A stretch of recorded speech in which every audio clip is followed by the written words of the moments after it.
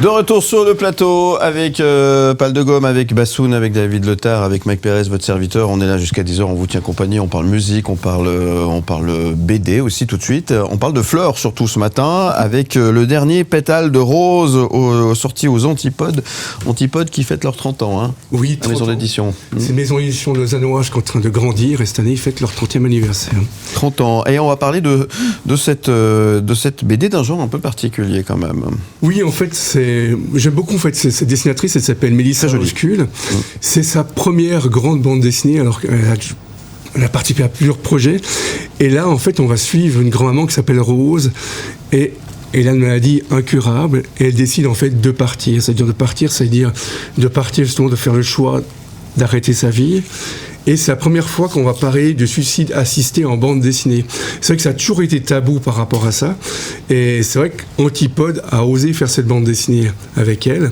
Et c'est vrai que nous, on est spectateurs de cette histoire, mais c'est comme si on était dans l'aventure. Parce qu'en même temps, la grand-maman va expliquer ça à sa famille, à ses 2 enfants. Et c'est vrai que c'est pas évident, parce que nous, on se met à la place en disant, voilà, la grand-maman, elle décide de partir. Mais nous, on se pose la question... Qu'est-ce qu'on fera à sa place? En même temps, il y a un des enfants qui dit elle pense qu'à elle, c'est dégueulasse, mais en même temps, non, c'est-à-dire chacun a le droit de faire ce qu'il veut de sa vie.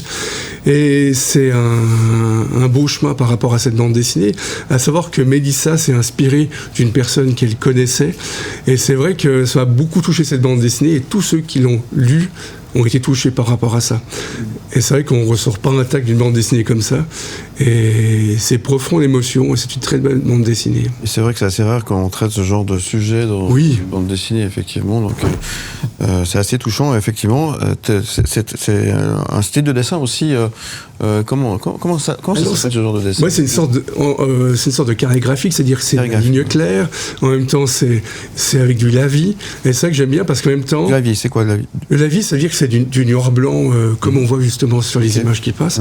Et ce qui est impressionnant, c'est que la douceur du dessin pour quand même un sujet assez grave. Bien sûr. Et c'est ça qui accompagne le tout, c'est-à-dire que le texte et le dessin sont là pour accompagner en fait les lecteurs jusqu'à la fin. Voilà, Mélissa Oscul, le dernier Pétale de rose aux éditions Antipode. Antipode qui a choisi de parler de ce sujet, qui est un sujet délicat, on le disait, qui fête, on le disait, c'est 30 ans, et ça sera, ce sera le 20 juin, là. Ils vont voilà. Donc, à Lausanne, du côté de la Dacia, c'est gratuit. Venez, il y aura plein de dessinateurs.